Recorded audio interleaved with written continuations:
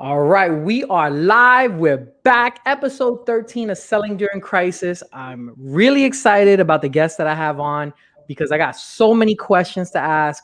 I believe you guys have a couple questions to ask too. I'm going to be checking the live stream as we're talking to see what's going on and see the engagement. So if you guys have questions for Manny, hop on, post it in the comment section. We'll go from there.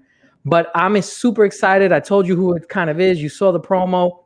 Manny Vivar is the founder of Hostdime and currently serves as the chief executive officer and president of global operations for Hostdime since its founding in 2003. When I just graduated college, my God, that was when he started. He's been instrumental in the company's success both nationally and internationally. He's got data centers in Colombia, Brazil, Mexico. I mean, you name it, he's got it. And reputable global data centers as well. His passion for technology, his unique leadership skills, relentless ambition has helped make Hostdime what it is today. So I'm super excited to have Manny on, asking him how has he been able to sell during crisis. Again, episode 13. If you guys have questions, post them in the comment section. We got him for a couple of minutes, so let's take advantage. So without further ado, let's bring him in. There he is right there, the man, Manny. What's going on, sir? How you been? Good. How you doing, Jonathan? Listen, I'm so excited to have you on because I have a lot of questions for you, man. I have a lot of questions, and I know the audience has a lot of questions for you. Everyone who knows Central Florida, everyone who knows Orlando, knows that you're the man that's changing the landscape of our city. And you're building a data center that is going to be second to none, one of the premier data centers that's going to offer a lot of things to the who's who of Central Florida. So tell me a little bit more about your story. Tell me a little bit about Hostdime. What's been going on with that new data center? Let's just start from there, and then I'm going to pepper you with a bunch of questions. Yeah, for sure. Obviously, thanks for having me, Jonathan. A little taken back by obviously your recognition of me. I think I'd like to consider myself obviously the first employee of Hostdime, first and foremost, and still an employee of Hostdime. This obviously has been a collaborative effort with the team as a team. So definitely cannot take all that credit, but I appreciate it. So yeah, let's take it back. I guess 2003. I was attending Embry-Riddle. I was an aspiring commercial aviation pilot, and basically, while I was finishing my my pilot certification, I kind of started taking a part-time job at the computer lab there. Right around my junior year, I completed my commercial pilot license, and I was pursuing my certified flight instructor license to accumulate enough hours to fly commercially. And in my senior year, I pretty much was finishing that, and I started taking more hours at the computer lab where they had, a micro data center, I guess. I was tasked with finding, kind of like an offsite backup for the on-site data that they had there. I mean, this is circa 2003. By all means, the internet was large back then, but I don't think anybody imagined it to grow to this level. But what was really cool is, as I started to research into, how can we do this offsite thing, I really got exposed to data centers and really more how everything interconnected. So I ended up basically taking on a consultant job with the school and essentially basically hiring the space externally to offload that data to from the school to a data center in New Jersey. So that really opened up my eyes, and I kind of had a really hard decision to talk to my parents. This is like 20 years old, telling them I'm switching from aviation. I'm going to pursue technology. That's kind of like when I left school. I didn't even finish school, and I moved to Orlando. And our first data center was right here in downtown Orlando, 150 North Orange. It used to be an old Time Warner Telecom data center. We kind of took it over, and back then, I saw technology, kind of like such an amazing opportunity to do business globally, and that's where it stems out for why we kind of pursued business, globally. We always saw the internet as a global marketplace, early on. So, we started establishing these facilities abroad. Instead of investing here in the U.S., we still made obviously Orlando like our home base, which back then technology was in its infancies. By all means, startups weren't even a thing, but we started this company with less than $100. Mm. And we kind of just bootstrapped it, with outside equity, and just kind of like grew organically. But if fast forwards to a little bit about the current data center of why we basically, kind of, decided to build this mega infrastructure. I think as we grew as a company globally, the kind of Orlando tech scene grew around us, and we kind of fell asleep on it. So we were thinking, okay, well, we're like this tech company, that has all this infrastructure that can power the cloud. Yet you have a huge ecosystem here in Orlando where they don't even know about us. So that was kind of like I think another moment for us is like, okay, well, 15 years we've learned kind of like how to run, build, design data centers. So we're like, let's take all that collectively, and let's make our flagship facility here, because Orlando is obviously our global headquarters. This is where really the it all began, and where we continue to expand and where we want to be. Orlando's always going to be our home base. So we basically said, okay, well, how do we invest in our infrastructure, do the highest tier, add all the amenities, add all the infrastructure, all the high availability and everything into a facility? Well, there's only one way.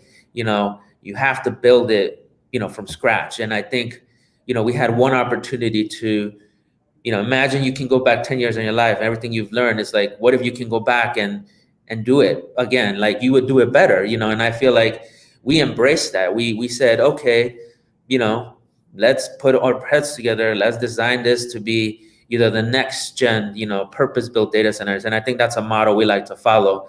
A lot of the data centers around, even here in the, in the whole United States, a lot of them are old telecom data centers that were built for, the telecom era in the late 90s, early 2000s. None of them were built for the interconnectivity that the cloud demands now.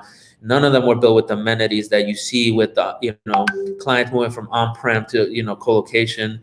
And certainly, they weren't, to the high density of power that it's required nowadays. So we kind of embraced all that and said, we're going to set out to build these next gen, purpose-built data centers, because, we're building them in an era where it's very different than the original wave of data centers were. So, like with anything, this field building here, we've been working on it for, I feel like it's been 5 years since the kind of gave birth of the idea till, now, and it's been, challenges, all the way from, structure, building permit, you start thinking about, of a facility of this magnitude, which is nearly 100,000 square feet. It's like, there's so much that goes into it that it's just taking time. Construction costs were also a challenge, and all that, together, it became a challenge. But I feel like it never kind of dismotivated us. It kind of like made us even want it more. And more importantly, we were doing this for a bigger purpose, I guess. It's like, we want to build this world-class type of facility, so people can realize like, hey, there's such type of facility here, and it's right here in Orlando. And I feel like, that was very important to us. We consider ourselves homegrown Orlando base, and we want to definitely continue to contribute to the community. Globally now we're about 350 team, and it all started right over here. And buying that property off I-4, we felt like, let's build an iconic structure. Let's build something that represents Orlando. Let's build something that represents us, character, and this feeling of like, hey, we're here. And I feel like that facility is going to give us that, but more importantly, it's going to give us really the opportunity to, to build this business community and basically help us drive the Orlando tech scene even more. Because, the more infrastructure you have of this kind, businesses can rely on it. and continue to expand, which will, spur long-term economic development for the area. And for us, it's kind of like what we do already. We're just expanding on it, and we're doubling down on really the infrastructure and making sure that Orlando, this is kind of like our home base. You said a lot there, so I want to unpack it, because one of the things I think is interesting is how, you've taken a small investment, grown it to what it is today. You've struggled, like you have admitted, with some of the construction and some of the issues of building the business, the building and things like that. The premise of this show, it's called Selling During Crisis. How do we sell during crisis? And even though necessarily you're not in a sales role like a rep, you're the CEO of your company, you're still selling now your vision and your dream of your data center, your premier data center, to now the local market. So talk to me about a little bit more about some of those challenges, because I think that people find that unique. And then the pandemic hits, right? Yeah. Last year, and then you have to deal with all of that stuff on top of it. How are you managing to still handle your responsibilities as the CEO of Hostdime and building this massive structure, going through all those challenges? I think a lot of salespeople who are watching can find that. And by the way, before you answer, I see we have a couple people on the live. If you guys are looking to ask Manny your own questions, type it into the comment section in the chat. We only have him for a few minutes, so you better ask him your questions. So go ahead, Manny, answer that question that I asked. Yeah. So basically, part of the pandemic definitely threw a curveball on everybody. And I think one of the ways we were able to, kind of cope with that is, we were always, we already kind of rotated a remote kind of like role, a hybrid role in our company. So for us through the pandemic, it was more like just transitioning a little bit more. But data centers, per the Homeland Security, are an essential business. So our company could never be fully remote. Obviously we require on-site staff, but a lot of our teams were able to transition remote, and push through. And I think that becomes even more, I guess, important in our role in the ecosystem. During a pandemic, I think digital adoption was already happening, right? So it just accelerated, the way we see it. So to us, we took it more of a serious commitment. It's like, wow, like, our facilities are really enabling even more. And we can clearly see, if you look at our global network math, how the utilization of bandwidth definitely increased, right around March, of last year. So, for us, it allowed us to double down on our commitment to our services, because they were that much more important. But, I think as far as, being able to, to stay persistent and resilient, it's important to understand that, that things happen for a reason. And I think that's something that, we are very near and dear to us. It's, sometimes it's easy to question, or it's easy to ask why. But, I think part of our motto is like, just kind of push forward and accept the challenge, and I think that has allowed us to really kind of, penetrate this pandemic and be able to come out, one step forward. That's pretty much, how we saw it. Yeah, I love it. And what's also near and dear to my heart is, you came here, you didn't have much, a small $100 investment. You grew it what it is today. I mean, sometimes you gotta look at yourself. I know it sounds weird, right? Because you don't want to take too much credit, but you have to pat yourself on the back sometimes and take a look, because you didn't have a lot of things. You didn't have a lot of situations. A lot of things weren't provided to you that are usually provided to folks, and you still were able to build something that's been great now. And now you're looking to make your new data center more customer centric. And I love that, right? And so what I'm curious to know, Manny, is this, because I'm in a sales role, right? I sell to IT practitioners. I'm in technology sales. And a lot of things that I do right now, I have to put myself in the shoes of the buyer, understanding how their business needs are. And here's the thing, Manny, what I learned. Everyone in this space, they don't just do vanilla and chocolate. Sometimes they need strawberry, and you have to be able to pivot. So talk to me about your new data center. How are you, when you envision this and you wanted to make it customer centric and the purpose of building this building for the customers, you put yourself in the customer's shoes. What did you see there was a need for that was missing in Orlando that you are building right now? Good point. And I'll touch a little bit on both. Obviously the initial investment of the company. I think it's very important, just in general, as an individual carrying yourself that way. I feel like a lot of times right now, this whole startup of raising money, it's applauded. In my eyes, it's like, what happened to 101 business rules? Is like, or 101 in anything you do in life. You shouldn't have to do things a certain way. You should stick to the basics of building blocks. It's like, focus on one step at a time. And I think that's something that allows us to thrive. Because it's like, we didn't have the luxury of VC money or external money or investors. So we have full control of our own, growth. We had full control of our own path, and we kind of made it work. So, I think it's very important. I think in life, a lot of people get stuck up in how others are doing. And I think, it's very important to stay on track on what works for you and what makes sense for you. And VC money might work for you, but, it shouldn't be like a one size fits all. I think that's something that we see a lot of. Number two, yes, client-centric. So, again, I was the first employee. I remember the first few years, I was the one taking the calls. I was the one basically, answering the emails. I was the one doing the live chats, all that, and it really gave me a lot of insight onto the relationships with clients and how important they are. And don't get me wrong, I mean, there's very difficult clients out there, but, over time you start realizing that, if you start listening, usually the ones that are vocal are the ones that are basically giving you feedback. They might be giving it to you in a not nice way, but you gotta kind of cut that noise out and look back at it and basically be like, wow, well, maybe what he's saying is right. And they're not all like that. And that applies to all clients and even people trying to sell anything. I think it's very important to understand how, you're gonna add value, and even now, anybody that wants to work for us, the way we put it, to the applicant is like, we don't take application, we take commitments. And how are you going to add value?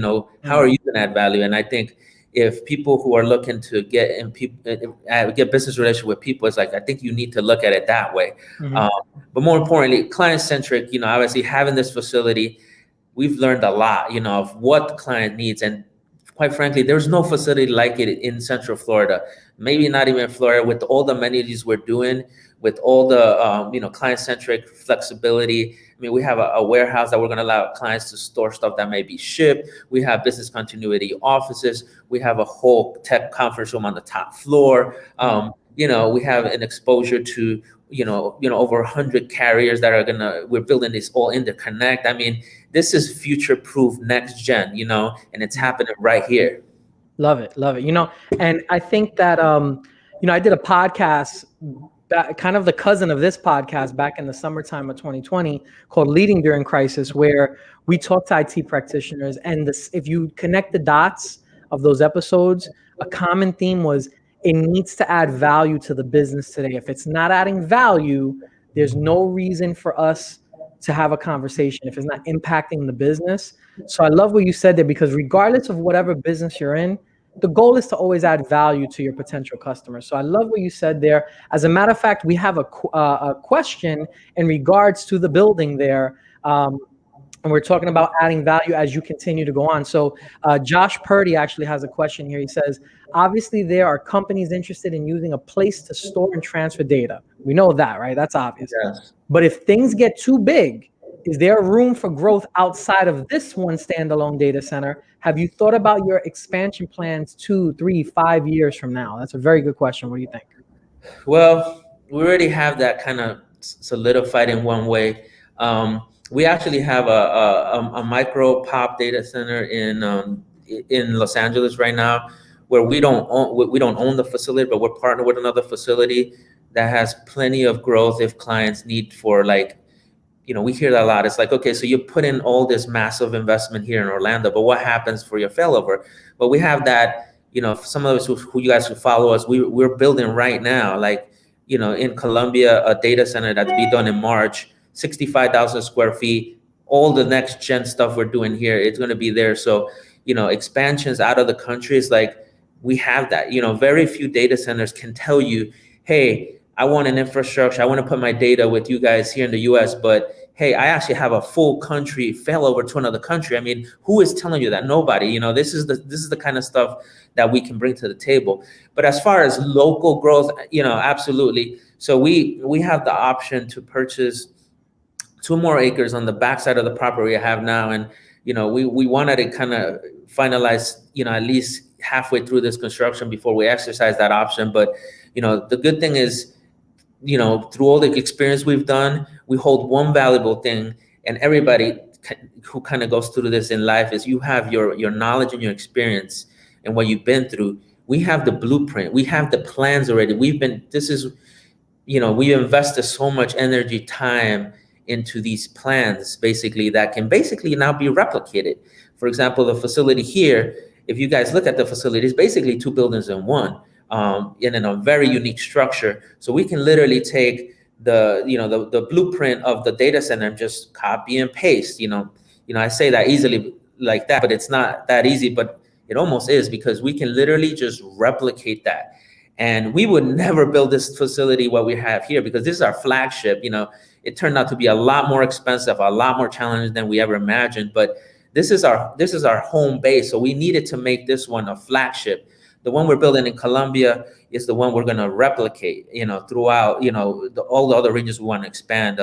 We have an operation right now in Guadalajara, Mexico, and we right now are very close to closing on a land purchase there to replicate that one. India's next. We're going to continue to replicate this blueprint. And I think that was part of the plan. Let's focus all our energy and power on making this perfect, because we won't have one chance to do it, and then you just copy and paste, and I you love it. scale. Yeah. So instead of, you have the option to buy more land in the back. So to Josh's question, you can expand in the next 2, 3, 5 years based on where your scaling is at that point. But it's very interesting to say that, let's focus on making this the flagship now. Let's build this state-of-the-art data center now.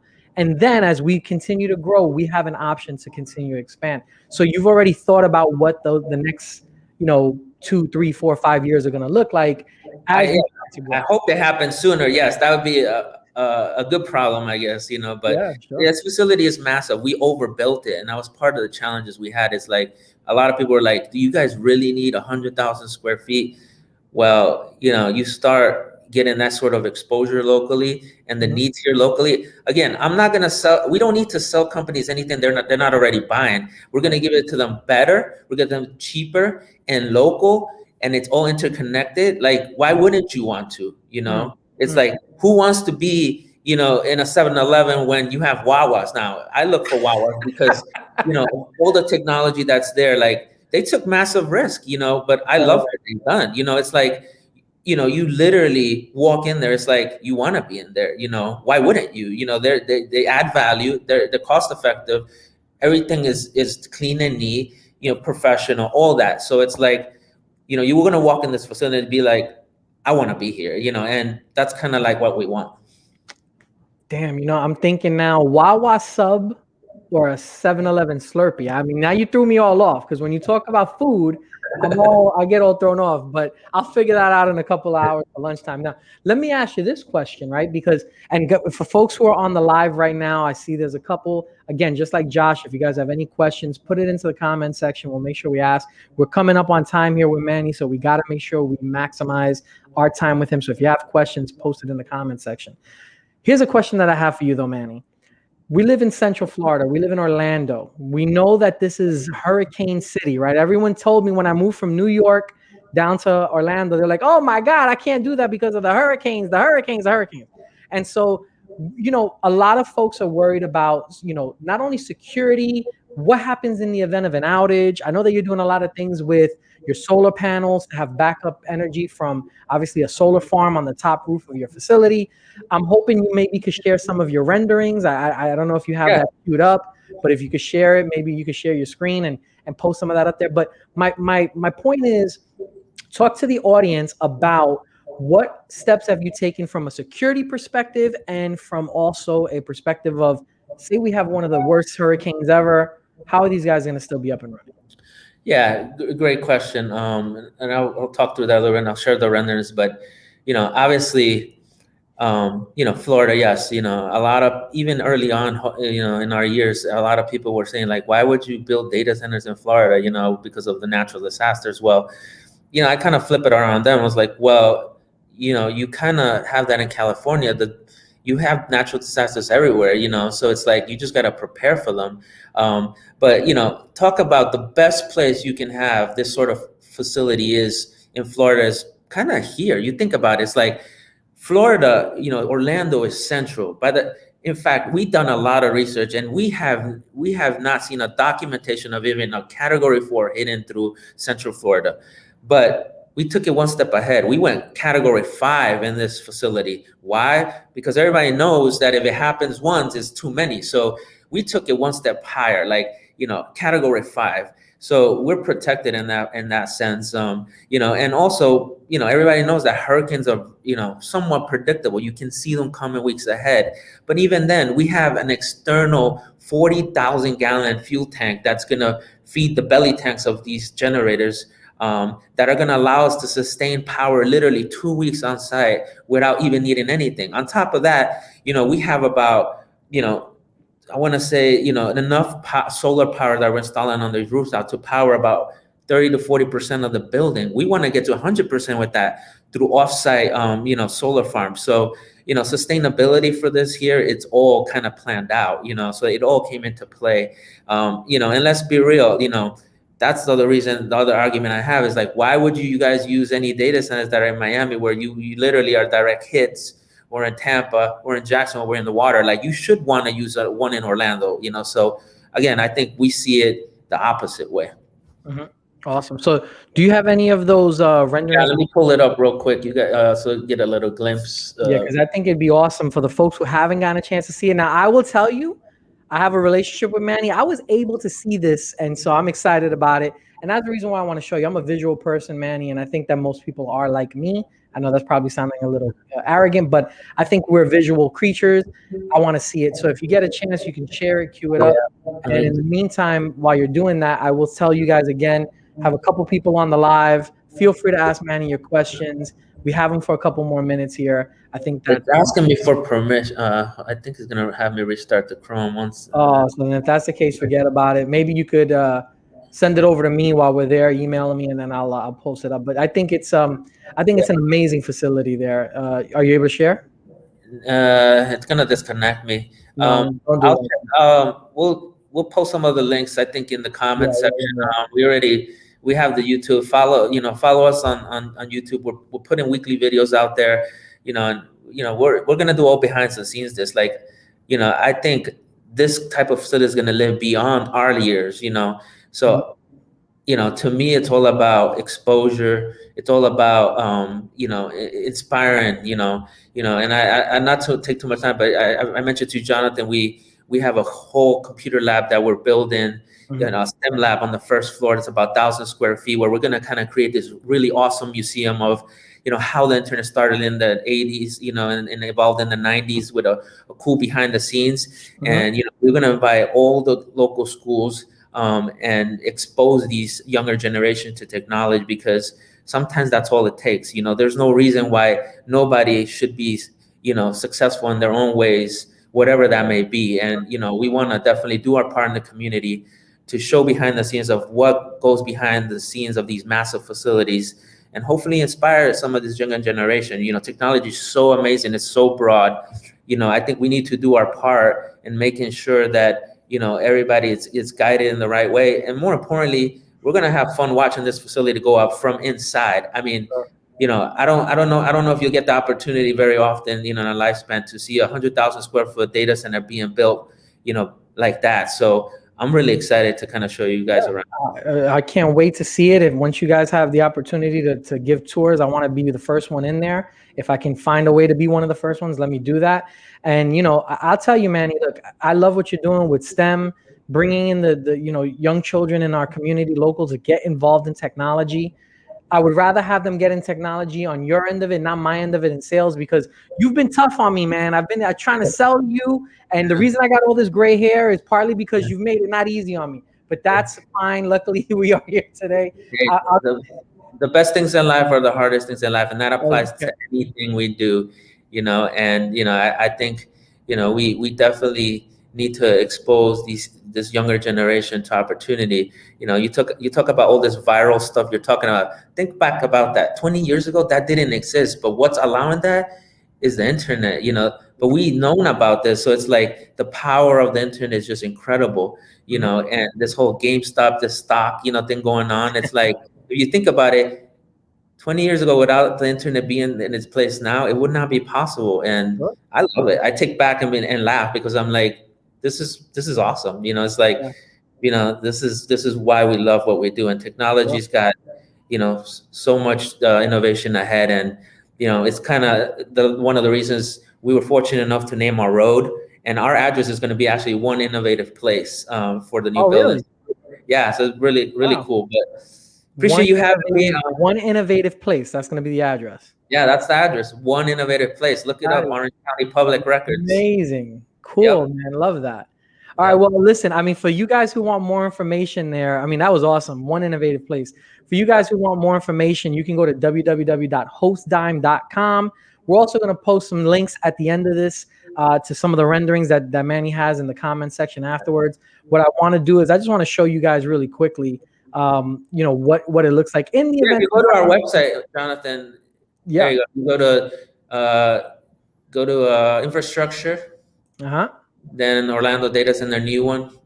Where is it? All right, over here, Orlando Network. Oh, there it is. New. There it is. Okay. Yeah, if you scroll down a little bit, you'll see the There it is. Oh, did I click on something? I might have clicked on something there, but yeah, it's a little laggy. I think if you want to scroll down, show yeah. the. Okay, we'll do it again one more time. Let's try this. You see, this is live, fellas. This is live, everyone. This is how it goes. But yeah, here's some of the. You can take a look and go to hostdime.com. Here you go to infrastructure, Orlando Data Center new, and then it's going to give you this nice video. It's also up on YouTube. There it is. One innovation place. That's the street. That is super cool, man. Love that. That road doesn't exist. So we got naming rights to it. I mean, again, this is the kind of stuff that we're saying. And why innovative? Because these facilities allow innovation to happen. It's not even about us, but literally, Jonathan, if you want to create this crazy app that's going to blow up, you can actually do it here. Like, we have the connections to serve a global marketplace, Hmm. and then anybody that has any ideas, you guys need to come talk to us, because we have the full infrastructure and backend to make that happen. We're happy to subsidize costs. We just want to give opportunity, because we've been fortunate enough to have opportunity, and it shouldn't be hard for anybody to have that opportunity. Love it, man. I love it. And these visuals are beautiful. Oh I yeah, think you're going to be changing. I think you're going to be changing the game here. So for I you mean, guys who want to, it's 110, 117 square height. You're gonna be able to see that from all the way Altamont. It's gonna be the tallest structure between, obviously, downtown and the I-4 eyesore that's been being built up there. But again, like that was part of the vision. It's like, I think if you go down the street right now, like maybe 1 out of 10 might know who Hostdime is, but 10 out of 10 are going to know who Hostdime is next year. awesome, man. Well, listen, I love what you're doing. Can't wait to see it in person. Keep up the great work. Thank you for being on, Manny, because you have totally added a lot of value to what you're doing with your data center, to the businesses that are here in Central Florida, and also the people who follow me and the audience of this podcast, Selling During Crisis. So thank you very much. I appreciate it. No, I appreciate you having me, and to all those people who are selling. And I talk from I have a passion for selling, for fulfilling a need that somebody needs. And I think persistence and adding value cannot be understated in relationships. I think I've always say technology will always evolve, but we'll always be humans no matter what, and we cannot forget that. Yep. Love it, sir. So thank you very much. I appreciate it. I'll let you go back to work. We went over 30 minutes, so I know that you probably are pressed for time. Thank you very much for being on. And I'm sure not only me, but there's a lot of folks that are watching this right now. Either they're on the live right now or watching it as a previous live. They're going to want to hit you up to get some more information. So For sure. We'll do follow-ups. Thanks. absolutely. Take care, sir. So that was Selling During Crisis, episode number 13. Super, super excited to give you that insight into the Hostdime Data Center. Join us next week as we interview another sales rep that is in the thick of it, going out there. He's not only started as a rep, but he built his own technology business now and grew from it. And he's helping people in the Central Florida area get better at what they do when it comes to selling and technology. So join us next week for that. And in the meantime, guys, hope you learned something, and happy selling. Take care.